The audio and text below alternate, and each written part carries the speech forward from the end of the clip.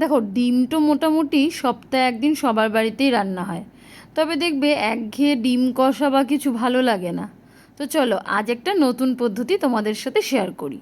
প্রথমে ডিমটা আমি সেদ্ধ করে তুলে নিয়েছিলাম, আর এদিকে ওই ডিমটাও ছাড়িয়ে নিয়েছি, আর এদিকে কড়াইতে দিয়ে দিয়েছি সর্ষের তেল।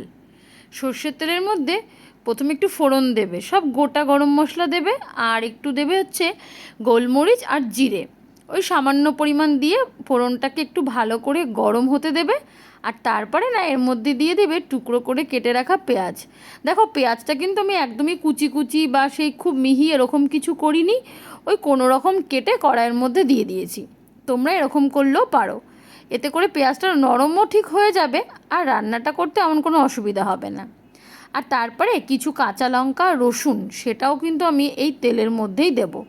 কাঁচা লঙ্কাটা না আমি মাঝখান থেকে একটু অর্ধেক করে দিয়েছি, নাহলে ছিটবে বলে খুব অসুবিধা হবে। আর এই ভাজতে ভাজতে ওপর থেকে ছড়িয়ে দেবো একটু নুন। নুন না দিলে তো ভালো নরম হবে না, না? তো যাই হোক, এইভাবে মশলাটাকে মানে এই পেঁয়াজ, রসুন আর লঙ্কাটাকে বেশ খানিকক্ষণ একটু ভেজে নেব। যেই ভাজা হয়ে যাবে মানে নরম হয়ে যাবে, এটাকে তুলে একটি পাত্রের মধ্যে ঠান্ডা হতে দেব। এবারে ওই কড়াইয়ের মধ্যেই দেব আরেকটুখানি সর্ষের তেল। এবারে কি করেছি জানো, এই সর্ষের তেলটা একটু ভালো করে গরম হতে দিয়েছি, আর এই তেলের মধ্যে দিয়ে দিয়েছি একটুখানি নুন। কেন দিয়েছি বলছি।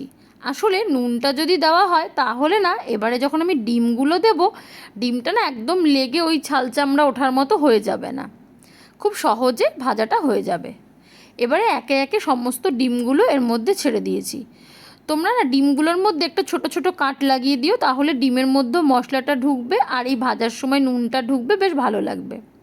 দেখো, খুব বেশি কিন্তু ভাজিনি, হালকা ভেজে তুলে নিয়েছি। আর ওই যে বললাম সেই ছাল চামড়া উঠে গিয়ে কড়াইতে লাগবে, এরকমও কিন্তু কিচ্ছু হয়নি। নাও, সমস্ত ডিমগুলো তুলে নিলাম। এবারে ওই যে তেলটা ছিল তার মধ্যে দিয়ে দিলাম 1 চামচ মতো আদা বাটা।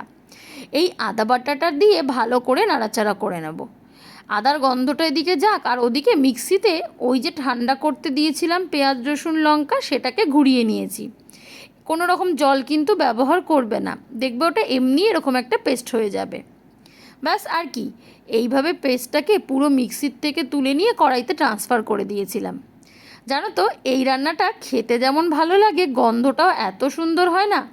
তোমরা যে কোনো দিন মানে যে কোনোভাবে মাছ মাংস না থাকলেও ডিম দিয়ে দিব্যি একটা খাবার বানাতেই পারো।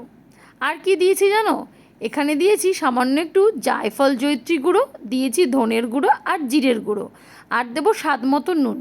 আমি কিন্তু এর মধ্যে কোনো রকম হলুদের ব্যবহার করিনি, দেখতে একটু অন্যরকম হবে ওই জন্য। তোমরা চাইলে দিতেই পারো, তবে সবসময় একই রকম দেখতে তো ভালো লাগে না, তাই একটু অন্যরকম করার চেষ্টা।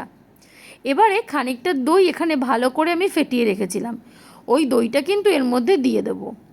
দিয়ে না কন্টিনিউয়াসলি আমাদেরকে নাড়াতে হবে, না হলে তো তোমরা জানোই যে দইটা কিন্তু ফেটে যেতে পারে। ব্যাস, এবারে একদম গ্যাসের ফ্লেমটা লো করে খানিকক্ষণ ধরে নাড়াতেই থাকতে হবে। একটুখানি পরে দেখবে বেশ ফোটাফুটি চালু হয়ে গেছে। তবে খুব সাবধান, এই সময় এখানে আমি কিছু কাঁচা লঙ্কা দিয়ে দিয়েছিলাম আস্ত, মানে যেরকম ঝাল পছন্দ হবে সে সেভাবে খেতে পারবে ওই কারণে। এবারে ওই যে মিক্সিটা, ওর মধ্যেও তো কিছুটা মশলা ছিল, ওটা কিন্তু ফেলবো না, ওটা ধোয়া জলটা এর মধ্যে দিয়ে দেবো। একটু ঘন গ্রেভি না হলে ভাতটা বা রুটি যাই খাও না কেন কী করে খাবে বলো। তো এবারে এই গ্রেভিটা যেই ফুটে উঠতে থাকবে তখনই এর মধ্যে একে একে ডিমগুলো ছেড়ে দেবো। দেখো, হালকা একটা দুটো ফোট এসছে, এবারে ডিমগুলো আমি ছেড়ে দিলাম। এবারে ডিমগুলো খানিকক্ষণ এর মধ্যে ফুটতে দেবে, যেহেতু সেদ্ধ করা ছিল তাই এখানে তো কোনো সমস্যা নেই। তবে হ্যাঁ, ঝোল মশলাটা ঢোকানোর জন্য ডিমটাকে একটু সময় দিতে হবে। ওই 8 থেকে 10 মিনিট মতো ভালো করে ফুটতে দেবে, চাইলে একটু ঢাকা দিয়ে দিতে পারো। তারপরে কি, নাড়াচাড়া করবে, একটু নুনটা দেখে নেবে, আর নামানোর আগে দেবে কসুরি মেথি। দেখো, কালারটা কিন্তু একদম অন্য রকম এসছে, আর এর উপরে যখন কসুরি মেথি দেওয়া হবে তখন কিন্তু এর ফ্লেভারটা আরও অন্য রকম হবে। কেউ গন্ধ শুকে বলতেই পারবে না বাড়িতে যেটা ডিম রান্না হয়েছে না অন্য কিছু। তো চলো, আজকের রেসিপিটা কেমন লাগলো আমাকে কিন্তু অবশ্যই জানাবে। আর যারা আমার চ্যানেল এখনও সাবস্ক্রাইব করোনি, সাবস্ক্রাইব করো, লাইক করো, কমেন্ট করো, আর শেয়ার করতে কিন্তু একদম ভুলো না।